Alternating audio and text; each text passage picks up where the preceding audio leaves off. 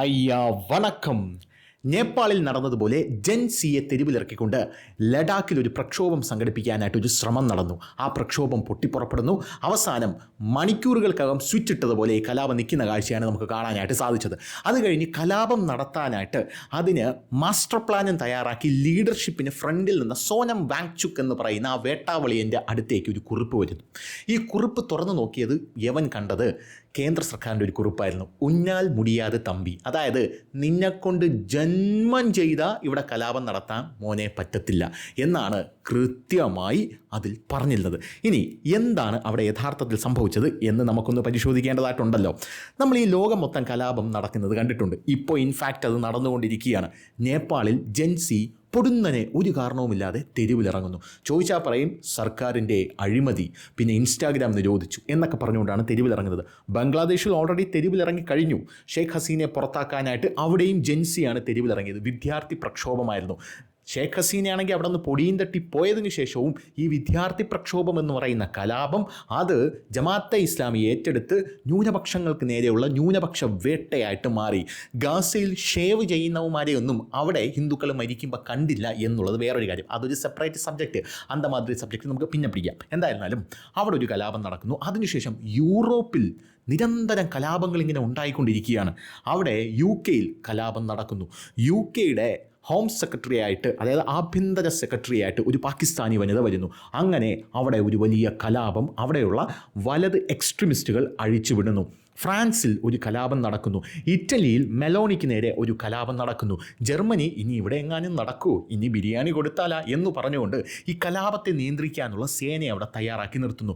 ഫിലിപ്പൈൻസിൽ ഞങ്ങൾ തെരുവിലിറങ്ങാൻ പോവാണ് കേട്ടോ എന്ന് ജെൻസി പറയുകയും നിങ്ങൾ തെരുവിലിറങ്ങുന്നെങ്കിൽ മാനം മര്യാദയ്ക്ക് പ്രതിഷേധിക്കണം കേട്ടോ എന്ന് അവിടുത്തെ രാഷ്ട്രപതി പറയുകയും അങ്ങനെ അവർ തെരുവിലിറങ്ങുകയും അവസാനം രാഷ്ട്രപതി മുണ്ടും തുണിയില്ലാതെ ഓടുന്ന കാഴ്ചയാണ് ഇപ്പോൾ നിലവിൽ കാണാനായിട്ട് സാധിച്ചുകൊണ്ടിരിക്കുന്നത്. അങ്ങനെ ലോകം മുഴുവൻ കലാപ കലുഷിതമായി കൊണ്ടിരിക്കുകയാണ്. ഈ സാഹചര്യത്തിൽ ഇന്ത്യ എന്ന് പറയുന്ന മഹാരാജ്യത്തിലും ഈ കലാപത്തിൻ്റെ വിത്തുകൾ വിതയ്ക്കാനായിട്ട് പല ആൾക്കാരും എസ്പെഷ്യലി ഡീപ്പ് സ്റ്റേറ്റ് ശ്രമിക്കുന്നുണ്ട് എന്നുള്ളത് വളരെ ഇമ്പോർട്ടൻ്റ് ആയിട്ടുള്ളൊരു കാര്യമാണ്. ഇത് നമുക്കെല്ലാവർക്കും അറിയുകയും ചെയ്യാം. ഇൻഫാക്റ്റ് അതിലൊരു തിരുത്തുണ്ട്. അതായത് ഇന്ത്യയിലാണ് ആദ്യമായി ഈ കലാപത്തിൻ്റെ വിത്തുകൾ വിതയ്ക്കാനായിട്ട് ശ്രമിച്ചത്. പക്ഷേ സകല വിത്തുകളും ഒന്നടങ്കം പൊളിച്ചടുക്കി യവന്മാരുടെ എല്ലാം അണ്ണാക്കി കൊടുത്തുകൊണ്ടാണ് ഇന്ത്യയിൽ നരേന്ദ്രമോദി സർക്കാർ മുന്നേക്ക് പോകുന്നത്. ഇനി നമുക്ക് കുറച്ച് എക്കണോമിക്സ് നോക്കാം. എങ്ങനെയാണ് ഈ കലാപം നടക്കുന്നത്? ഒരു സ്ഥലത്ത് നമ്മൾ നോക്കുമ്പോൾ നമ്മുടെ മാധ്യമങ്ങളൊക്കെ പറയുന്നത് അവിടെ, അതായത് ഒരു അമ്പലത്തിൽ അങ്ങോട്ടേക്ക് ബീഫ് എറിഞ്ഞു, അല്ലെങ്കിൽ ഒരു പള്ളിയിൽ അങ്ങോട്ടേക്ക് പോർക്കെറിഞ്ഞു. ഇങ്ങനെയാണ് ഈ കലാപങ്ങൾ അവിടെയും ഇവിടെയും എല്ലാം സ്റ്റാർട്ടാകുന്നത് എന്നാണ് നമ്മുടെ മാധ്യമങ്ങൾ പ്രധാനമായിട്ടും പറയുന്നത്. സ്വാഭാവികമായിട്ടും ഇങ്ങനെയൊക്കെ ചെയ്യുന്നത് ഈ സർക്കാരിൻ്റെ കീഴിൽ ജനങ്ങൾ അരക്ഷിതരാകുന്നു, ഈ സർക്കാരിനെ അങ്ങ് മാറ്റിക്കളയാം എന്ന് ജനങ്ങൾ ചിന്തിക്കുന്നു. ജനങ്ങൾ മാനിപ്പുലേറ്റഡ് ആകുന്നു, മാധ്യമങ്ങൾ അതിന് കുടപിടിക്കുന്നു. അങ്ങനെ ജനങ്ങൾ എന്ത് ചെയ്യുന്നു? സർക്കാരിനെ മാറ്റുന്നു. ഇതാണ് സ്വാഭാവികമായിട്ടും ഒരു കലാപത്തിൻ്റെ സ്വഭാവം എന്ന് പറയുന്നത്. അതിനിടയിൽ കലാപത്തിൽ ഒരുപാട് ആൾക്കാർ മരിക്കുന്നു. യഥാർത്ഥത്തിൽ നേപ്പാളിൽ കലാപം തുടങ്ങുന്നതിന് 1 വർഷം മുമ്പേ നേപ്പാളിലെ NGOകളിൽ, അതായത് നോൺ ഗവൺമെൻറ് ഓർഗനൈസേഷൻ, ഇങ്ങനെ കുറച്ച് ഓർഗനൈസേഷൻസ് നമ്മുടെ നാട്ടിലും ഉണ്ട്. അതിലേക്ക് ഞാൻ വരാം. ഈ നോൺ ഗവൺമെൻറ് ഓർഗനൈസേഷനിൽ വന്നിരിക്കുന്ന ഫണ്ട് അല്ലെങ്കിൽ അതിൻ്റെ ഇൻക്രീസ് എന്ന് പറയുന്നത് 130%. എന്തിനാണ് ഈ നോൺ ഗവൺമെൻറ് ഓർഗനൈസേഷൻസിൽ ഫണ്ട് അയക്കുന്നത്? അതും സാധാരണ വരുന്നതിനെക്കാട്ടിലും 130% ഫണ്ട് വന്നിരിക്കുന്നത്. യഥാർത്ഥത്തിൽ ഈ കലാപത്തിനും ഒരു രാജ്യത്തിൻ്റെ വളർച്ചയ്ക്കും ഒരു രാജ്യത്തിൻ്റെ തളർച്ചയ്ക്കും എല്ലാം ആവശ്യമുള്ള സാധനമെന്ന് പറയുന്നത് കാസ്, പണം, ദുട്ട്, മണി, ഇതാണ് വേണ്ടത്. പണം ഉള്ളവൻ ആരാണോ അവനാണ് രാജാവ്. ആ പണമുള്ളവൻ മറ്റുള്ള രാജ്യത്തിലേക്ക് ആ പണം ഇറക്കുകയും ഫണ്ട് ചെയ്യുകയും അങ്ങനെ കലാപം നടത്തുകയും ചെയ്യും. എങ്ങനെയാണ് ഫണ്ട് ചെയ്യുന്നത്? ഈ നോൺ ഗവൺമെൻറ് ഓർഗനൈസേഷൻസ്, NGO, ഇന്ത്യയിലാണെങ്കിൽ അതിൻ്റെ അയ്യര് കളിയാണ്. NGOയെ തട്ടിയിട്ട് റോഡിൽ കൂടെ നടക്കാൻ പറ്റാത്ത അവസ്ഥയാണ് നമ്മുടെ രാജ്യത്തുള്ളത്. അപ്പം നേപ്പാളിൽ 130% ഇൻക്രീസ് ഉണ്ടായി. ബംഗ്ലാദേശിൽ കലാപം ഉണ്ടാകുന്നതിന് 1 വർഷം മുമ്പേ NGOയിൽ മാസീവായിട്ട് ഫണ്ട് വന്നിട്ടുണ്ട് എന്നുള്ളതാണ് വേറൊരു കാര്യം. പക്ഷേ നമ്മുടെ നാട്ടിൽ തലൈവർ എന്ന് പറഞ്ഞു കഴിഞ്ഞാൽ വേറെ രകമാണ്. അതായത് നീയൊക്കെ ഇപ്പം ചിന്തിക്കുന്ന ഈ കാര്യം ഒരു 10 കൊല്ലം മുമ്പേ അങ്ങേര് ചിന്തിച്ചിട്ടുണ്ട്. 2018 തന്നെ തലൈവർ NGOകളെല്ലാം മുടിച്ചിട്ടാറ്.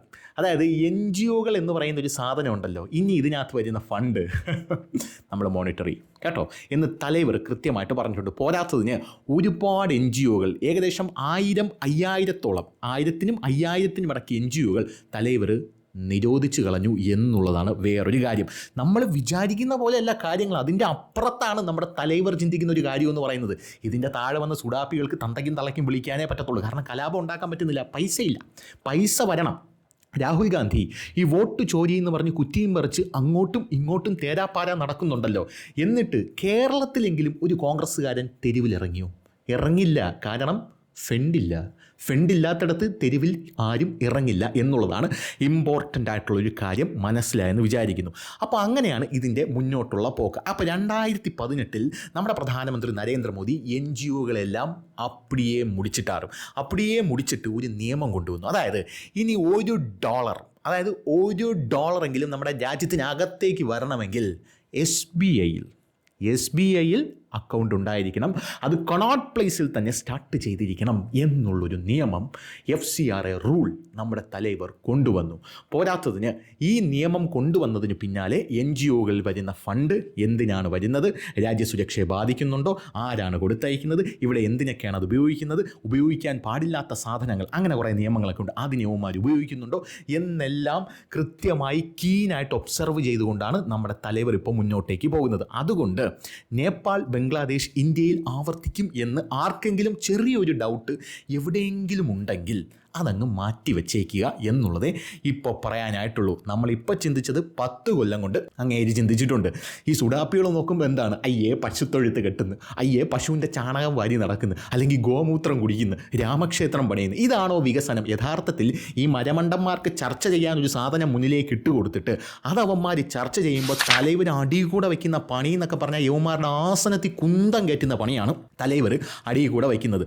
ഇവിടെയുള്ള സകല മാധ്യമങ്ങളും ഇതിലൊക്കെ പിടിച്ച് രാമക്ഷേത്രം, ബാബറി മസ്ജിദ്, പശുത്തൊഴുത്ത്, ബീഫ് ഇതിലൊക്കെ പിടിച്ച് ചർച്ച ഇങ്ങനെ ചെയ്തുകൊണ്ടിരിക്കും എന്നുള്ളതാണ് വേറൊരു കാര്യമെന്ന് പറയുന്നത്. നമ്മുടെ നാട്ടിൽ FCRA, അതായത് ഫോറിൻ കോൺട്രിബ്യൂഷൻ റെഗുലേഷൻ ആക്ട് എന്ന് പറഞ്ഞൊരു ആക്ട് ഉണ്ട്. ഇങ്ങനെ ചില സാധനങ്ങളൊക്കെ ഉണ്ട് കേട്ടോ നമ്മുടെ നാട്ടിൽ. ഈ ഫോറിൻ കോൺട്രിബ്യൂഷൻ റെഗുലേഷൻ ആക്ട് എന്തിനുള്ളതാണ്? അതായത് വിദേശത്ത് നിന്ന് നമ്മുടെ നാട്ടിലേക്ക് വരുന്ന പണം ഈ ഫോറിൻ കോൺട്രിബ്യൂഷൻ റെഗുലേഷൻ ആക്ടിൻ്റെ നിയമങ്ങൾക്ക് ബാധകമായിട്ട് മാത്രമേ അകത്തേക്ക് വരാനായിട്ട് പാടുള്ളൂ. ഈ ഫോറിൻ കോൺട്രിബ്യൂഷൻ റെഗുലേഷൻ ആക്ട് എന്തിനാണ് ഉള്ളത്? പുറത്ത് നിന്ന് അകത്തേക്ക് വരുന്ന ഈ ഫണ്ടുകളെ നിയന്ത്രിക്കാനാണ് പ്രധാനമായിട്ടും ഇതുള്ളത്. നമ്മുടെ സംഘടന ഉപയോഗിക്കുന്നത് നിയന്ത്രിക്കുക, പലതും രാജ്യത്തിൻ്റെ സുരക്ഷ, ഭദ്രത, പൊതുസ്വത്ത് എന്നിവ സംരക്ഷിക്കുക എന്നുള്ളതാണ് ഈ FCRAയുടെ പ്രധാനപ്പെട്ട നിയമം എന്ന് പറയുന്നത്. NGO യൂണിയനുകളെ അടക്കം ഇത് നിയന്ത്രിക്കുന്നുണ്ട് എന്നുള്ളത് വേറൊരു കാര്യം. ഇന്ത്യയിൽ പ്രവർത്തിക്കുന്ന എല്ലാ NGOകൾക്കും അതായത് FCRA വിദേശ സംഭാവനകൾ സ്വീകരിക്കാൻ FCRA രജിസ്ട്രേഷൻ എന്ന് പറയുന്ന സാധനം അത് നിർബന്ധമാണ്. ഇല്ലെങ്കിൽ നിന്നെയൊക്കെ അണ്ടം വലിച്ച് കീറും. ഒന്നാമത്തെ കാര്യം. ഇനി രണ്ടാമത്തെ കാര്യം എന്ന് പറയുന്നത് ഇതിൻ്റെ വിതരണം, ഉപയോഗം, നിയന്ത്രണം. ഈ ഫണ്ട് അകത്തേക്ക് വന്നു കഴിഞ്ഞാൽ നീ എങ്ങോട്ടേക്കാണ് ഇത് കൊണ്ടുപോകുന്നത്, ഇതെന്തിനാണ് ഉപയോഗിക്കുന്നത്, ഇത് ഞങ്ങൾ നിയന്ത്രിക്കും. ഈ 3 കാര്യങ്ങളും അതിനകത്തേക്ക് വരുന്നു എന്നുള്ളതാണ് വേറൊരു കാര്യം. പിന്നെ ഈ സഹായം ലഭിച്ചിട്ടുണ്ടല്ലോ, ഈ NGOയ്ക്കും ചാരിറ്റി സംഘടനകൾക്കൊക്കെ ലഭിച്ച സഹായം നിർദ്ദിഷ്ട സമയത്തിനകം നിങ്ങൾ ഉപയോഗിച്ച് തീർത്തിരിക്കണം.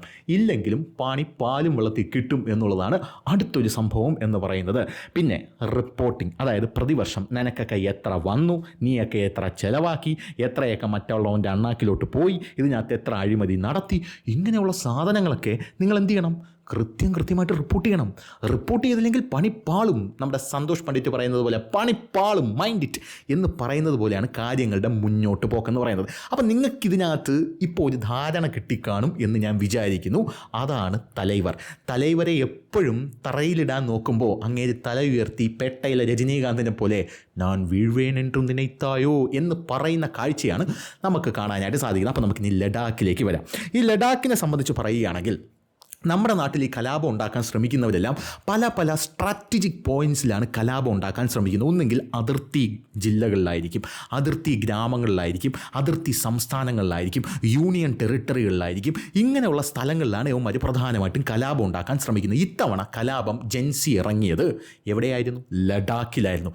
ലഡാക്ക് എന്ന് പറഞ്ഞു കഴിഞ്ഞാൽ ചൈനയുമായിട്ട് വളരെ സ്ട്രാറ്റജിക് ആയിട്ടുള്ള ബന്ധം പുലർത്തുന്ന ഒരു യൂണിയൻ ടെറിട്ടറിയാണ്. ഇത് ഒന്നാമത്തെ കാര്യം. രണ്ടാമത്തെ കാര്യം, 1999 കാർഗിൽ യുദ്ധം പൊട്ടിപ്പുറപ്പെട്ടപ്പോൾ പാകിസ്ഥാൻ ഭീകരവാദികൾ അല്ലെങ്കിൽ പാകിസ്ഥാൻ സൈനികർ നുഴഞ്ഞു കയറിയപ്പോൾ അവന്മാരെ തുരത്താനായിട്ട് നമ്മുടെ സൈനികർക്ക് പോകേണ്ടി വന്ന സ്ഥലമാണ് ലഡാക്ക് എന്ന് പറയുന്നത്. മൂന്നാമത്തെ സംഭവം എന്ന് പറയുന്നത് അവിടെ ലോകത്തിലെ തന്നെ രണ്ടാമത്തെയോ മൂന്നാമത്തെയോ ഏറ്റവും വലിയ ലിഥിയം ശേഖരം കണ്ടെത്തിയിട്ടുണ്ട് എന്നുള്ളതാണ് പ്രധാനപ്പെട്ട കാര്യം. അപ്പോൾ ഈ കലാപം എന്ന് പറയുന്നത് പെട്ടെന്ന് പൊട്ടിപ്പുറപ്പെടുന്ന ഒരു സാധനമല്ല. ഉദാഹരണത്തിന് ഇപ്പോൾ ബംഗ്ലാദേശിൽ ഒരു കലാപം നടത്തണം, ബംഗ്ലാദേശിൽ ഒരു റെജീം ചേഞ്ച് നമുക്ക് ആവശ്യമുണ്ട്. ഇപ്പോൾ ഈ ഡീപ് സ്റ്റേറ്റ് എന്ന് പറയുന്ന സാധനത്തിന് ഇപ്പോൾ 2010 അവരിങ്ങനെ ചിന്തിക്കും, 2014 ഒരു ഇലക്ഷൻ വരുന്നുണ്ട്, രാഹുൽ ഗാന്ധി ആ കിഴങ്ങിനെ കൊണ്ടൊന്നും നടക്കില്ല, അവനെയാണെങ്കിൽ ജനങ്ങൾ പൊട്ടിച്ചു വിടും. പിന്നെ കെജ്രിവാൾ എന്ന് പറഞ്ഞൊരു പപ്പറ്റ് അവനെ നമ്മൾ വളർത്തിക്കൊണ്ട് വരുന്നുണ്ട്, അവനാണെങ്കിൽ ഡൽഹിയിൽ മാത്രമേ ഹോൾഡ് ഉള്ളൂ. അതുകൊണ്ട് അവനെ മൊത്തത്തിലൊരു ഇന്ത്യയിൽ പച്ച പിടിക്കാൻ വളരെ ബുദ്ധിമുട്ടായിരിക്കും. അപ്പുറത്താണെങ്കിൽ BJP ആണ്, അവർ മിക്കവാറും നരേന്ദ്രമോദി ആയിരിക്കും നിർത്തുന്നത്. പുള്ളി വന്നു കഴിഞ്ഞാൽ പണിയാണ് എന്ന് കൃത്യമായിട്ട് ഈ ഡീപ് സ്റ്റേറ്റ് ചർച്ച ചെയ്യും. അതുകൊണ്ട് എന്ത് ചെയ്യും? അതുകൊണ്ട് അപ്പം തന്നെ ഈ കലാപത്തിനുള്ള പല സാധനങ്ങളും അവർ തിരിച്ചു വയ്ക്കും. അങ്ങനെ ബംഗ്ലാദേശിൽ ഇങ്ങനെയൊക്കെ നോക്കിയപ്പോഴാണ് അവിടെ മുഹമ്മദ് യൂനിസ് എന്ന് പറയുന്ന ഒരു വേട്ടാവളയനുണ്ട്. ഈ കലാപം നടത്തണമെങ്കിലോ അല്ലെങ്കിൽ ആ രാജ്യത്തിലേക്ക് വലിയ ആൾക്കാരെ സൃഷ്ടിക്കണമെങ്കിലോ യവന്മാർ പെട്ടെന്ന് ഈ രാജ്യത്തിനകത്ത് നിന്ന് പിടിച്ചിട്ട്, ഇപ്പോൾ യൂനസ് നോക്കുമ്പം നമ്മുടെ സാംസ്കാരിക രംഗത്തെയും മറ്റേ കൊണച്ച മേഖലകളിലൊക്കെ എന്തെങ്കിലുമൊക്കെ ആയിരിക്കും. അങ്ങനെ ആയിരിക്കുന്ന യവന് പിടിച്ചൊരു നോബൽ സമ്മാനം കൊടുക്കാം. ഈ നോബൽ സമ്മാനം കൊടുക്കുന്നവൻ എപ്പോഴും രാജ്യവിരുദ്ധനും അല്ലെങ്കിൽ അവിടെയുള്ള ഭരണകൂടത്തിനെതിരെ സംസാരിക്കുന്നവനുമായിരിക്കും. പക്ഷേ ഭയങ്കര നിഷ്പക്ഷനും നിഷ്കളങ്കനുമാണെന്ന് തോന്നിക്കും. അങ്ങനെയുള്ള പല ടീമുകളും ഉണ്ട്. നമ്മുടെ നേപ്പാളിൽ കലാപം നടന്നപ്പോൾ അവിടെ പ്രധാനമന്ത്രിയാകാനിരുന്ന ബാലൻ ഷായ്ക്ക് അങ്ങേരും ഫോബ്സ് പട്ടികയിൽ 10ാം സ്ഥാനത്ത്, അതായത് 10നും 1നും ഇടയ്ക്കുള്ള സ്ഥാനത്ത് ഇടം പിടിച്ചിട്ടുണ്ട് ഫോബ്സ് മാസിക പട്ടികയിൽ. അതിനകത്തൊക്കെ വരിക എന്ന് പറഞ്ഞാൽ മൊക്രി ഇട്ടാൽ നടക്കില്ല, അല്ലെങ്കിൽ അമേരിക്കയുടെ പിണിയാളായിരിക്കണം, എങ്കിലേ അതിനകത്തൊക്കെ വരാനായിട്ട് പറ്റൂ. ഇനി ഇവനെ നോക്കിക്കഴിഞ്ഞാൽ, അതെ യൂനസിനെ നോക്കിക്കഴിഞ്ഞാൽ ലവന് നോബൽ പ്രൈസ് ഉണ്ട്.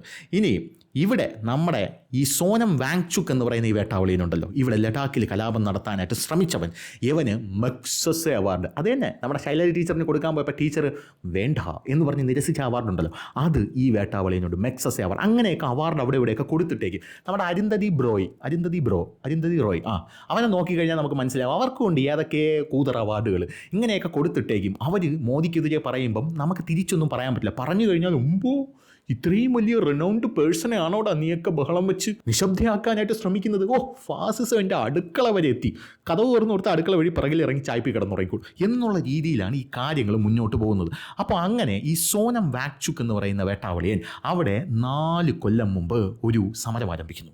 എന്തിനാണ് ഈ സമരം? സംസ്ഥാന പദവി വേണം. ലഡാക്ക് എന്ന് പറയുന്ന ഈ പ്രവിശ്യയ്ക്ക് സംസ്ഥാന പദവി വേണം. യൂണിയൻ ടെറിട്ടറിയാണ്. സംസ്ഥാന പദവി കിട്ടിയിട്ടേ ഞാൻ പോകും. അവസാനം അവൻ കൊണ്ടുകൊണ്ട് പോകുന്ന കാഴ്ചയാണ് ഇപ്പം നമുക്ക് കാണാൻ സാധിച്ചത്. എന്തായിരുന്നാലും ഈ സംസ്ഥാന പദവി വേണം. ഇതിനെ 6ാം ഷെഡ്യൂളിൽ ഉൾപ്പെടുത്തണം. ഇതിനാണ് അവിടെ സമരം കിടക്കുന്നത്. ഇതുപോലെ ഒരുപാട് ആൾക്കാർ അവിടെ ഇവിടെയൊക്കെ നമുക്ക് സമരം കിടക്കുന്നതായിട്ട് കാണാനായിട്ട് പറ്റും. ഇവരെയൊക്കെ ഒരു സമയം കിട്ടുമ്പോൾ കൃത്യമായിട്ട് ഉപയോഗിക്കാൻ ഈ ഡീപ് സ്റ്റേറ്റിന് സാധിക്കും. അപ്പോൾ അങ്ങനെയാണ് സ്റ്റോറി മുന്നോട്ട് പോകുന്നത്. അങ്ങനെ സോനം വാങ്ചുക് അവിടെ ഇങ്ങനെ കിടക്കുന്നു. ഈ സോനം വാങ്ചുക്കിനെ രാഹുൽ ഗാന്ധി സന്ദർശിക്കുന്നു. ഈ രാഹുൽ ഗാന്ധി സോനം വാങ്ചുക്കിനെ മാത്രമല്ല സന്ദർശിക്കുന്നത്, രാഹുൽ ഗാന്ധി അവിടെ സോനം വാങ്ചുക്കിനെയും അവിടെയുള്ള യൂത്തിനെയും സന്ദർശിക്കുന്നു. അതിൻ്റെ റിപ്പോർട്ടുകൾ അന്ന് മാധ്യമങ്ങൾ കൊടുത്തിട്ടുണ്ട്. Today in politics in Leh, Rahul to meet youth, Sonam Wangchuk watch mini saucer, Delhi house sitting continues. അതായത് അവിടെ ചെന്നിട്ട് മിനി സോസർ കാണുക, വാങ്ചുക്കിനെ വെറുതെ ഒന്ന് കാണുക, അത്ര മാത്രമേ ഉള്ളൂ. അമേരിക്കയിൽ പോയപ്പോൾ രാഹുൽ ഗാന്ധി അവിടെയുള്ള ഏറ്റവും വലിയ ഇന്ത്യ വിരുദ്ധയായിട്ടുള്ള ഇൽഹാൻ ഒമർ എന്ന് പറയുന്ന ഒരു പെണ്ണും പിള്ളയെ കണ്ടിട്ടുണ്ട്. അതൊക്കെ ഇനി വരാനിരിക്കുന്നേ ഉള്ളൂ. ചന്തിയിൽ വാള വെച്ച് കെട്ടാൻ സമയമുണ്ട്, ബഹളം വയ്ക്കാതെ സമയമുണ്ട്. അപ്പോൾ അങ്ങനത്തെ സാഹചര്യങ്ങളാണ് മുന്നിലുള്ളത്. അപ്പോൾ ഇങ്ങനെ യവൻ അവിടെ രാഹുൽ ഗാന്ധി അവിടെ പോയി സോനം വാങ്ചുക്കിനെ കണ്ടു. അതിനുശേഷം പിന്നീട് വന്നൊരു റിപ്പോർട്ട്, സോനം വാങ്ചുക്കിൻ്റെ അച്ഛൻ 1975 മുതലേ ഒരു കോൺഗ്രസ് പേഴ്സണാലിറ്റിയാണ് എന്നുള്ള റിപ്പോർട്ടുകൾ പുറത്തു വന്നു. സോനം വങ്കിയാൾ എന്നാണ് അവൻ്റെ പേര്. വങ്കിയാൾ ഒരു മിനിസ്റ്ററായിരുന്നു. പോരാത്തതിന് ശ്രീനഗർ ക്യാപിറ്റലിൽ താമസിക്കുന്ന ഒരു വ്യക്തിയായിരുന്നു എന്നുള്ളതാണ് അതിൻ്റെ പ്രത്യേകത. അതിനുശേഷം പിന്നീട് വന്ന റിപ്പോർട്ടുകൾ, ഈ ഡോട്ടെല്ലാം നമ്മളിങ്ങനെ കണക്ട് ചെയ്ത് പിടിക്കണം എന്നുള്ളതാണ്. പിന്നീട് വന്ന റിപ്പോർട്ട് എന്ന് പറയുന്നത്, സോനം വാങ്ചുക്ക് കോൺഗ്രസ് പീപ്പിളിനെ, അതായത് കോൺഗ്രസ്സുകാരെ മുഴുവൻ വിളിക്കുന്നു, അവിടെ ഒരു ഹങ്കർ സ്ട്രൈക്ക് സ്റ്റാർട്ട് ചെയ്യുന്നു. നിരാഹാരം കിടക്കാൻ പോവുകയാണ് ഞാൻ എന്ന് പറയുന്നു. അങ്ങനെ നിരാഹാരം കിടക്കുന്നു. അവസാനം ഇയാൾ പറയുന്നത്, ഞാനല്ല കലാപം ഉണ്ടാക്കിയത്, എങ്ങനെയൊക്കെയോ ജനങ്ങൾ തെരുവിലിറങ്ങി കലാപം ഉണ്ടായി, അല്ലാതെ എനിക്കില്ലൊരു പങ്കുമില്ല എന്നാണ്. പങ്കുണ്ടോ ഇല്ലയോ എന്ന് ഞങ്ങൾ പരിശോധിക്കാം എന്ന് പറഞ്ഞുകൊണ്ടാണ് കേന്ദ്രം ഇവനെ അള്ളിക്കൊണ്ട് പോകാനായിട്ട് പോകുന്നത്. അപ്പോൾ ഇതുവരെയാണ് സ്റ്റോറി എന്ന് പറയുന്നത്. ഇനി ഈ സോനം വാങ്ചുക്ക് ആരാണ്? ഞാൻ നേരത്തെ പറഞ്ഞതുപോലെ ഇവന് ഒരുപാട് NGOകളുണ്ട്, ഒരുപാട് കമ്പനികളുണ്ട്. FCRA റൂൾസ് ഇവൻ വയലേറ്റ് ചെയ്തിട്ടുണ്ടെന്ന റിപ്പോർട്ടുകളുണ്ട്. CBI ഇവൻ്റെ NGOയിന് നെക്മോൾ എന്നാണ് അവൻ്റെ NGOയുടെ പേര്. ആ NGOയ്ക്കുള്ള FCRA എടുത്ത് കളഞ്ഞു. അതായത് ഇനി നീ പൈസ കൊണ്ട് വരണ്ട എന്നാണ് പറഞ്ഞിരിക്കുന്നത്. ഇനി ഇവൻ്റെ കമ്പനികളെ ഒന്ന് പരിശോധിക്കുകയാണെങ്കിൽ HIAL, അതായത് ഹിമാലയൻ ഇൻസ്റ്റിറ്റ്യൂട്ട് ഓഫ് ഓൾട്ടർനേറ്റീവ്സിലെ അതിൻ്റെ ഫൗണ്ടറാണവൻ, അതിൻ്റെ പ്രൊമോട്ടറാണവൻ. അതിന് 7 ബാങ്ക് അക്കൗണ്ട് ഉണ്ട്. ഈ 7 ബാങ്ക് അക്കൗണ്ടിൽ 4 ഡിസ്ക്ലോസ്ഡ് ആണ്. അതായത് ആർക്കും അറിയില്ല ഈ ബാങ്ക് അക്കൗണ്ടിൽ എന്താണ് വരുന്നതെന്നും എന്താണ് പോകുന്നതെന്നും. 15 കോടി ഇവന് ഡൊണേഷനായിട്ട് അതിനകത്ത് ലഭിക്കുന്നുണ്ട്. 1.5 കോടി ഫോറിൻ ഇൻഫ്ലോ അതിനകത്ത് വരുന്നുണ്ട്. FCRA ക്ലിയറൻസ് ഇല്ലാതെയാണ് വരുന്നത് എന്നുള്ളതാണ് വേറൊരു കാര്യമെന്ന് പറയുന്നത്. പിന്നെ 6.5 കോടി ഇവൻ്റെ പ്രൈവറ്റ് ഫേമിനും പമ്പ് ചെയ്ത് കൊടുക്കുന്നുണ്ട് വിദേശത്തുള്ളവർ എന്നുള്ളതാണ് വേറൊരു കാര്യം എന്ന് പറയുന്നത്. ഇനി അടുത്തൊരു ഇമ്പോർട്ടൻ്റ് ആയിട്ടുള്ള ഇവൻ്റെ സെക്മോൾ എന്ന് പറയുന്ന NGO. ഈ സെക്മോൾ എന്ന് പറയുന്ന NGOയ്ക്ക് അതൊരു students education and culture and movement of Ladakh എന്നാണ് അവൻ പറയുന്നത്. അയ്യോ, സമാധാനത്തിൻ്റെ വെള്ളരിപ്രാവ് അങ്ങനെ പറഞ്ഞുകൊണ്ടാണ് ഈ NGO അവിടെ തുടങ്ങിയിരിക്കുന്നത്. ഈ NGOയുടെ ഫൗണ്ടറും കീ ഇൻഫ്ലുവൻസറുമാണ് ഇവൻ. അതിന് 9 അക്കൗണ്ട് ഉണ്ട്. 6 പബ്ലിക് സെക്യൂരിറ്റിയിൽ നിന്നും ഹൈഡ് ചെയ്ത് വച്ചിരിക്കുകയാണ് എന്നുള്ളത് അടുത്ത കാര്യം. ഇനി ഷെഷ്യോൾ പ്രൈവറ്റ് ലിമിറ്റഡ് എന്ന് പറയുന്ന ഒരു പ്രൈവറ്റ് ലിമിറ്റഡും ഇവൻ്റെ അധീനതയിലുണ്ട്. അതിൻ്റെ ടേൺ ഓവർ എന്ന് പറയുന്നത് 9.8 കോടിയാണ്. അതിൻ്റെ പ്രോഫിറ്റ് 1.14%. 2 അക്കൗണ്ട് അതിൽ ഡിസ്ക്ലോസ്ഡ് ആണ്. അതായത് 2 ബാങ്ക് അക്കൗണ്ട് അതിൽ ഡിസ്ക്ലോസ്ഡ് ആണ്. മാസീവ് ട്രാൻസ്ഫർ അതിലൂടെ നടക്കുന്നുണ്ട് എന്നുള്ളത് അടുത്ത കാര്യം. ഇനി വാങ്ചുക്കിന് പേഴ്സണലായിട്ട് ഇവന് പേഴ്സണലി 9 അക്കൗണ്ട് ഉണ്ട്. 9 അക്കൗണ്ട്. ഈ 9 അക്കൗണ്ടിൽ 8 ഒളിച്ചു വെച്ചേക്കാണ്. 2.3 കോടി ഓവർസീസിലാണുള്ളത്, അതായത് വിദേശത്താണുള്ളത്. 1.68 കോടി ഫണ്ടാണ് ഇവിടെ ഇവൻ റിസീവ് ചെയ്തിരിക്കുന്നത് എന്നുള്ളത് മറ്റൊരു കാര്യം. ഇപ്പം നിങ്ങൾക്ക് തോന്നും ഇത്രയും വലിയ സുരക്ഷയൊക്കെ നരേന്ദ്രമോദി സർക്കാർ നമുക്ക് തരുന്നുണ്ടല്ലോ, എന്നിട്ട് എന്തുകൊണ്ടാണ് നരേന്ദ്രമോദി സർക്കാർ ഈ FCRA വച്ചിട്ട് ഇവനെ പിടിക്കാത്തത്? അവിടെയാണ് കളിയിരിക്കുന്നതെന്ന് പറയുന്നത്. അതായത് ഈ നരേന്ദ്രമോദി സർക്കാരിന് ഒരു പ്രത്യേകതയുണ്ട്. ഏവനെങ്കിലും എവിടെയെങ്കിലും എന്തെങ്കിലും ചെയ്യുന്നു എന്ന് കണ്ടാൽ ആദ്യമൊക്കെ പുള്ളി മിണ്ടാതിരിക്കും. കാരണം ഇവന്മാർ ചെയ്യട്ടെ. അതായത് FCRA വഴി ഒരു വട്ടം ഫണ്ട് വന്നു. ആ ഫണ്ടിന് FCRA ക്ലിയറൻസ് ഇല്ലാതെ നൈസായിട്ട് അകത്തോട്ട് കയറ്റാൻ പറ്റി. കൊള്ളാമല്ലോ. 2ാമത്തെ വട്ടവും വന്നു, അതും കൊള്ളാമല്ലോ. 3ാമത്തെ വട്ടവും വന്നു, സൂപ്പർ എന്ന് ഇവന്മാർ വിചാരിക്കും. എന്നിട്ട് ഇവന്മാരുടെ വിചാരം നരേന്ദ്രമോദി അവിടെ എന്താണ് ഗോമൂത്രവും കുടിച്ച് ശവാസനത്തിൽ കിടക്കണമെന്നായിരിക്കും ഇവന്മാരുടെ വിചാരം. അങ്ങനെയല്ല, മൊത്തം വരട്ടെ, വെയിറ്റ് ചെയ്യാം, വരട്ടെ, മൊത്തം വരട്ടെ. അങ്ങനെ മൊത്തം വന്ന് അവസാനം ഇവൻ്റെ തലക്കിട്ടൊരു അടിയുണ്ട്.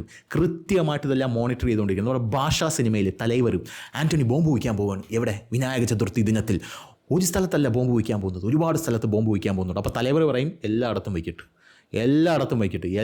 വെച്ചിട്ട് നമുക്ക് എല്ലായിടത്തും ഒരുമിച്ച് ചെന്ന് യവന്മാരെല്ലാം അടിച്ചൊതുക്കാം എന്നാണ് പറയുന്നത്. അതുപോലെയാണ് പൗരത്വ ഭേദഗതി നിയമത്തിലും കർഷക പ്രക്ഷോഭത്തിലും നിങ്ങൾ ശ്രദ്ധിച്ചാൽ മനസ്സിലാവും. കർഷകരെന്ന് പറയുന്ന അവിടെ മണ്ടിയിലുള്ള സകല വേട്ടാവളിയന്മാർ ഇങ്ങനെ ഇരച്ചു വരികയാണ്. കയ്യിൽ വാള്, കുന്തം, കൊടച്ചക്രം, ഗദ, ശൂലം എല്ലാം ഉണ്ട്. അപ്പോൾ നമ്മുടെ കേരളത്തിൽ നോക്കുമ്പോൾ ഇതാണ് അവിടെ കർഷകർ. നമ്മൾ കണ്ടിട്ടുള്ള കർഷകരൊന്നും ഇതല്ല എന്ന് വിചാരിച്ചിരിക്കുകയാണ്. യവന്മാർ ചെങ്കോട്ടെ കയറി അവിടെ ഖലിസ്ഥാനി പതാക ഉയർത്തി. Mission success. നാട്ടുകാർക്ക് മനസ്സിലായി യവന്മാരാരാണെന്ന്. ഇനി ഒരു സൈഡിൽ നിന്ന് അടി തുടങ്ങാം എന്ന് പറഞ്ഞുകൊണ്ടാണ് കേന്ദ്രം അവിടെയും പ്രവർത്തിച്ചത്. അതാണ് കൃത്യമായിട്ടുള്ള വേ എന്ന് പറയുന്നത് നരേന്ദ്രമോദി സർക്കാരിൻ്റെ. അപ്പോൾ ഇങ്ങനെയാണ് കാര്യങ്ങളുടെയൊക്കെ ഒരു പോക്കെന്ന് പറയുന്നത്. പിന്നെ ഈ വേട്ടാവളിയനായിട്ടുള്ള സോനം വാങ്ചുക്ക് ഇവന് കണ്ട അവൻ നിൽക്കുന്ന ആരുടെയെന്ന് കണ്ട ബംഗ്ലാദേശിലെ ഇപ്പോഴത്തെ ഏറ്റവും വലിയ ഇന്ത്യ വിരുദ്ധനായിട്ടുള്ള മുഹമ്മദ് യൂനിസിനെ കെട്ടിപ്പിടിച്ച് നിൽക്കുകയാണ് അവൻ. പോരാത്തത് ഇവൻ പാകിസ്ഥാനിലോട്ട് ട്രിപ്പ് അടിച്ചിട്ടുണ്ട്. പാകിസ്ഥാനിലോട്ട് എനിക്ക് സെമിനാറുണ്ട്, പിന്നെ നല്ല ചായയും പഴംപൊരിയൊക്കെ കിട്ടും, അതുകൊണ്ട് മാത്രമാണ് ഞാൻ പോകുന്നത്, അല്ല വേറൊന്നുമില്ല എന്ന് പറയുന്ന രീതിയിലാണ് ഇവൻ പാകിസ്ഥാനിലോട്ട് പോകുന്നത്. അവിടെയും ട്രിപ്പ് അടിച്ചിട്ടാണ് ഇവൻ തിരിച്ചു വരുന്നത് എന്നുള്ളത് വേറൊരു കാര്യം. അപ്പോൾ ഇങ്ങനെ സമൂലമായിട്ട് ഒരുത്തനെ എങ്ങനെയാണ് പൂട്ടുന്നത് എന്നുള്ളതിൻ്റെ കൃത്യമായിട്ടുള്ള ഒരു ക്ലാസിക് ഉദാഹരണമാണ് ഈ ലഡാക്കിൽ നടന്ന ഈ ജെൻസി കലാപം എന്ന് പറയുന്നത്. ജെൻസികളൊന്നും നമ്മുടെ നാട്ടിൽ തെരുവിലിറങ്ങാൻ പോകുന്നില്ല, അത് വേറെ കാര്യം. ഇവിടെയുള്ള സുഡാപ്പികളൊക്കെ പറയുന്നതും സുഡാപ്പി അടുപ്പ് കൂട്ടി ചർച്ച പറയുന്നതും ഞാൻ ഇൻസ്റ്റാഗ്രാമിൽ മോദിക്ക് ഫോളോവേഴ്സ് കുറവാണ്, രാഹുൽ ഗാന്ധിക്കാണ് ഫോളോവേഴ്സ് ഉള്ളത് എന്നാണ് അവന്മാരൊക്കെ പറയുന്നത്. ഞാനും ഫോളോ ചെയ്യുന്നുണ്ട് ആ ചീനി കിഴങ്ങിനെ, രാഹുൽ ഗാന്ധിയെ. നമുക്ക് കണ്ടന്റ് വേണം.